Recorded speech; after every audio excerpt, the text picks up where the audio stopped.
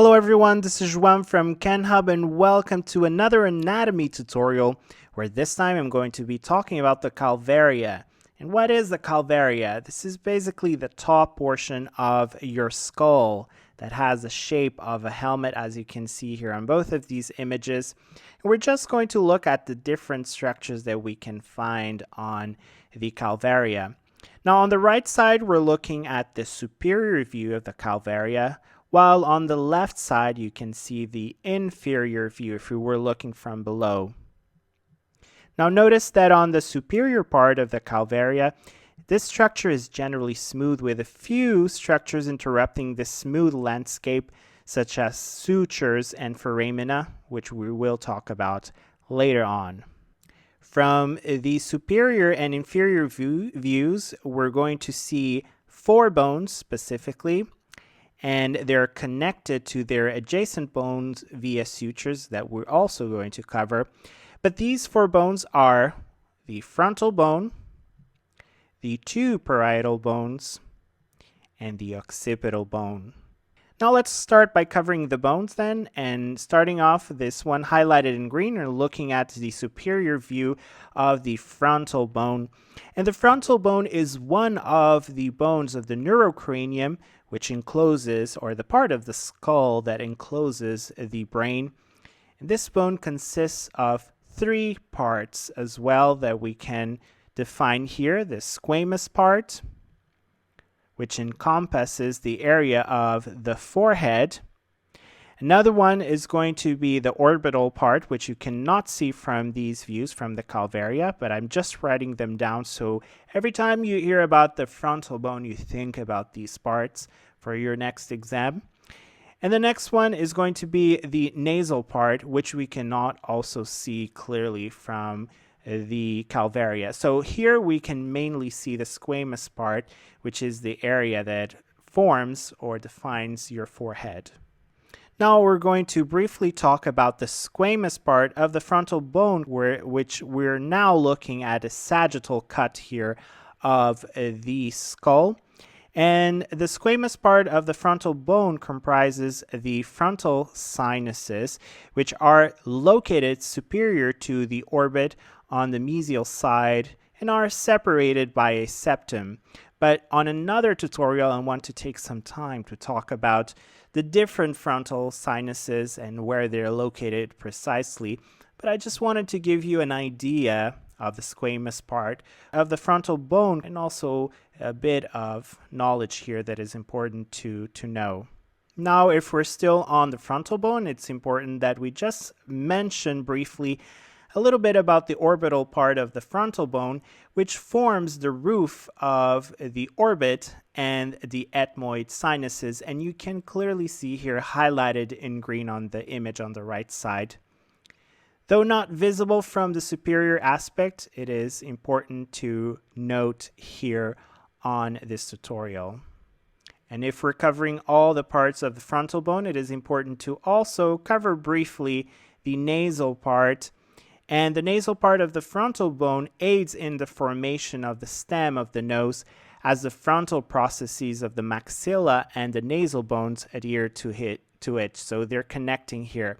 Notice here the maxilla, the processes of the maxilla are connecting here with the nasal part of the frontal bone. Now let's go back to the subject here, the calvaria, to the superior view of the calvaria, the top of your head. And you can see here this suture, this long suture that is known as the coronal suture. And the coronal suture connects the frontal bone, like we just talked about before, and also the two parietal bones. So one parietal bone here and another parietal bone. And from the superior aspect, the coronal suture appears to run transversely. Now let's talk about the two bones that I just mentioned briefly, the parietal bones. And the parietal bones are found on both sides of the neurocranium and are attached to each other via this suture here that we also are going to talk about, the sagittal suture, and to the frontal bone anteriorly via the other suture that we mentioned briefly on the previous slides, the coronal suture here.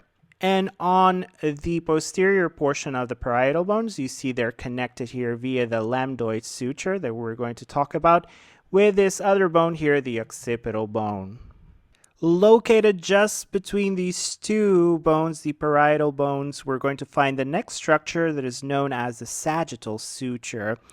And the sagittal suture runs perpendicular between the parietal bones at the midline of the skull, and it joins the two parietal bones and located between two sutures, the one that we talked about before, the coronal suture here, and another one that we're going to be covering later on, this suture here known as the lambdoid. So the sagittal is just running perpendicular to these two sutures.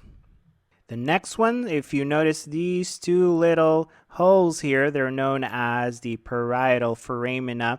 And on either side of the sagittal suture, we find the parietal foramina located on the posterior part of the parietal bones. And this is where the emissary vein transmits to the superior sagittal sinus. One suture that I already mentioned briefly is known as the lambdoid suture. And this suture connects the occipital bone, which is this bone right about here. You can see it from the superior view of the calvaria, and the two other bones that we already talked about, the parietal bones. And if I turn the calvaria to the inferior view, you can also see clearly the lambdoid suture. Now, followed by the suture, we're going to talk about the bone that follows a bit more posteriorly. This is the occipital bone. The occipital bone covers the back of your head. This is the only cranial bone to articulate with the cervical spine. And this bone is responsible for housing your cerebellum. Still on the inferior view here of the calvaria, we find the frontal crest. And the frontal crest can be seen quite clearly here.